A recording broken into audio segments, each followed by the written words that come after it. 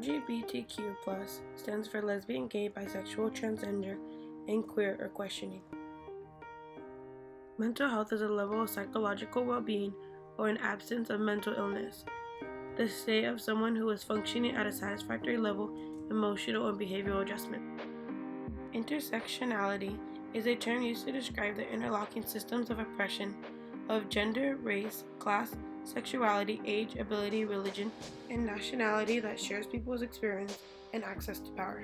Multi-minority, a term used to describe an individual who is part of two different groups, often viewed as a disadvantage to the dominant social group. Example, being black and being a woman. 77% of black African American LGBTQ youth have heard family members say negative things about the LGBTQ community.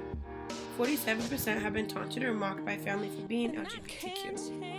26% have had a family member get involved in the larger LGBTQ community, meaning they would go to pride events, learn about proper pronouns and identity, and they would advocate for the community.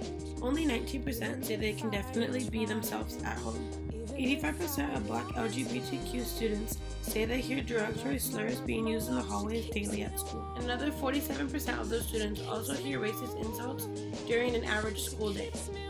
Many who seek counseling fear that their parents will be notified, and it will have a negative effect for people whose parents are not accepting of them. Only 10% of the respondents would be very comfortable discussing a question about their LGBTQ+ identity with the counselor. LGBTQ+ individuals are also 3 times more likely than straight peers to experience a mental health condition such as depression and anxiety, according to the National Alliance on Mental Health, which may also increase a person's risk of suicide. Schools should be handling bullying more effectively. So many young kids today commit suicide because of bullying in their school. Parents can go to school districts and demand for better handling of bullies in the school within their district. I don't want him to be remembered as the kid who was bullied for being gay and took his own life. He was so much more than that. He was sunshine. He was just a great spirit to have around, and it breaks my heart because I feel like he had so much love to give. A quote from Nigel Shelby's mother. Jamal told his mother, "I know you buy me boy stuff because I'm a boy, but I'd rather dress like a girl." The revelation apparently freed Jamal to share the information with others. His mom said he went to school and said he was going to tell people he was gay because he was so proud of himself. Jamal Miles was 9 years old. Jamal started his 4th grade classes on August 20th. 4 days is all it took at school before he took his own life. Carl W. Hoover was 11 years old. He was from Springfield, Massachusetts, and was bullied for acting gay. Carl was a Boy Scout. He was also very athletic. He played for the A5 football team, the Martin Luther King Jr. Community Center basketball team, and the Holy Name soccer team. Suicide is never the answer. There are so many free associations that are willing to lend a helping hand. They just aren't talked about in society these days.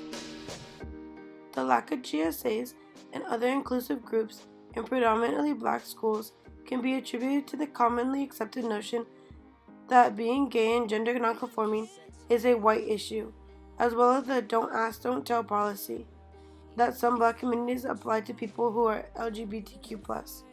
Programs such as GSAs could help keep black LGBTQ students mentally healthy, physically safe, and doing well in school until they receive their diploma.